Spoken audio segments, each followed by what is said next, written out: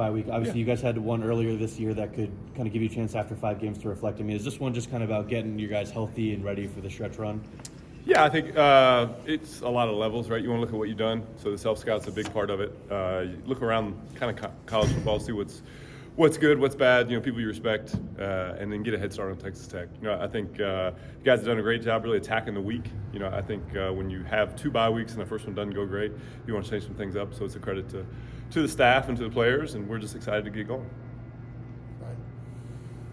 Coach, you just talk about what this opportunity has been like for you. Your first year, calling plays and just being a defensive coordinator. What's this been like for you? It's been great. Again, I said it before. I'll say it again. I'm forever indebted to everybody here. From the head guy, Rick George, everybody gave me a chance when they didn't have to. So I can't thank them enough. It's a great staff. It's a great group of guys. It's just been a lot of fun. I sprint out of work to come here. I mean, it's phenomenal. We love this city. We love everything about it. So just blessed to be here and trying to make the most of it. As a quick follow-up to that, yeah. What's it been like for your family? Because you were in Cincinnati for a very long time. And, yeah. How is just the entire Livingston family adjusted?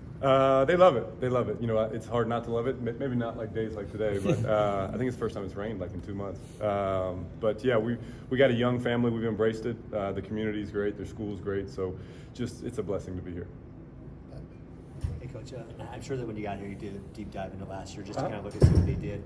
How did you change up from last year? What did you see in this team that could, I guess, be this dominant? How did you put your fingerprint on it? Yeah, it started with just the players. Who you have, who are shooters, who are guys that can impact the game. And once you try to figure that out, right, wrong, or indifferent, 2024 college rosters are always evolving.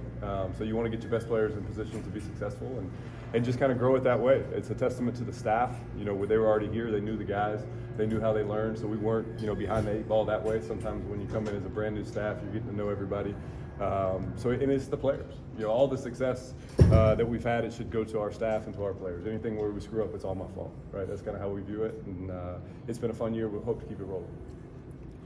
The pass rush has really made some strides. I know maybe not as effective last week as it had been the 3 prior. What was the biggest shift you saw with that group? I think those things kind of go in bunches. I think once you have success, you realize how fun it is, and you want to keep having it. Again, it goes back to Coach Dancy, Coach Lewis, Coach Sapp. They do a great job with those guys, and it's a great room. They kind of come in all flavors there. You got BJ, you got Keaton, you got Sam, you got Tajay, and then the rush from the inside. I think everybody looks at the ends and says, they got to get the sacks, but you got to have somebody pushing the pocket. So they've done a good job with that. Amari, Chidozie, Shane, all those guys. So you just try to get it back going again. How's the transition been for you back to recruiting? It's fun. Again, we have the recruiting staff does a great job. They kind of present you with, okay, this is this guy, and you get to know him. At the end of the day, you're talking about changing somebody's life. I think too often we focus on, come here and go to the league. Like, dude, you're 18 to 22 years old. This is going to impact who you are, what your family is going forward. So I really enjoy that part, getting to know them and hopefully changing their lives. Coach, with the transfer portal, Coach Sanders mentioned trying to rotate more guys and getting guys more playing time. How much does that affect your rotations on defense when you're deciding who's going to be out on the field in certain packages? Yeah, it starts each week. How can we make them play left-handed? How can we kind of have the upper hand? So, some weeks it might be a 35-play guy, and some weeks he might be a 5-play guy.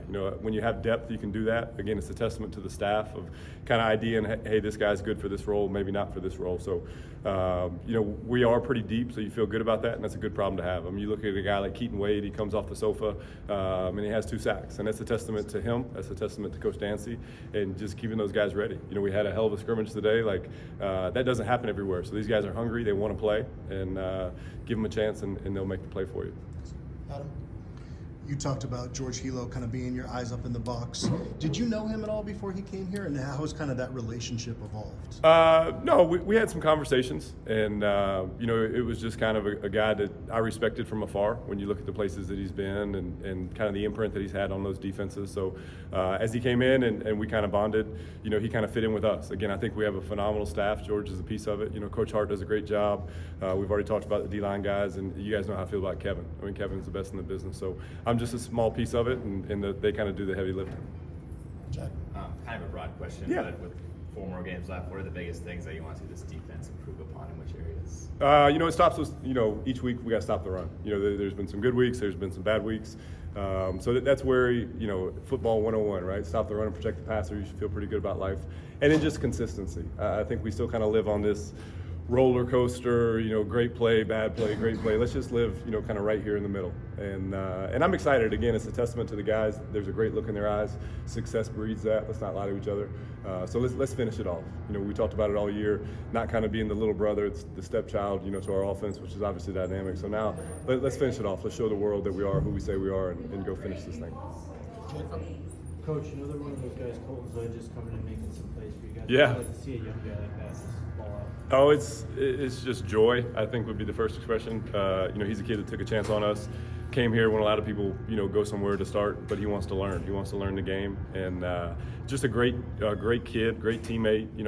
Plays for us, makes plays on special teams, and when his number's been called, to his credit, he's done a good job. There's so much there. He can be a great player. He's just got to continue to work and learn the game, and we're super excited of where his trajectory is. So we've learned over the last 6 or so games that you have a penchant for playing man coverage. Is that kind of a schematic thing you like, or is that a testament to the talent in the secondary? A little bit of both. I think each week's gonna be a little bit different. You want to make them play left-handed. So we played some really good skill players. Obviously thinking back to this last stretch, the guys at K-State, the receiver at Arizona is obviously dynamic, and I don't mean to leave anybody out, but it'll evolve each week. But it goes back to kind of who you are. Who are your shooters? Anytime that you can put Travis on somebody, you feel pretty good about that matchup. And Preston's done a great job, and DJ, and you talked about Colton. So it changes each week. And when you have bullets in the chamber, you have guys that can do different things that helps you out as a play caller. Two more, Scott. Go ahead. Coach, you've obviously coached a lot of talented, DBs at the highest level. You look at the Big 12, kind of stats this year. I think Travis leading the conference in pass deflections, DJ, Preston right behind him.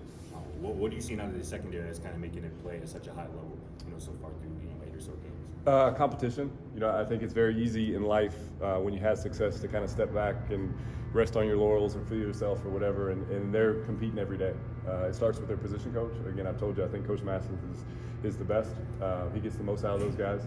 Anytime you have a guy like Travis that works the way he works, it's gonna rise everybody else's level, right? Like if your best player is not your hardest worker, it's hard to have a culture. Travis is our culture, right? He's the standard. So when everybody tries to be Travis, you're going to be pretty good. So it's a testament to those guys and obviously Coach Mathis. Go ahead. Last one. You spoke about them playing a lot of man, and this was a week where they really didn't give anything up down the field. Yeah. Despite that, how much confidence do they take from that after a week where they were so kind of? Yeah, I hope a lot. That position it's judgment day on every play, right? They're either a hero or a zero. And I think, with that pressure, it raises your game. So I hope they should be feeling really good about life. Each week is a new test. If you're a 3 technique and you're out of your gap, your position coach knows, and that's about it, right? Nobody in the stands is tweeting that you suck or something like that. So those guys do a great job. They're very even keeled. Again, it starts with Travis, and it's kind of worked its way down. Thanks, Coach. Thanks, guys. Thanks, Coach.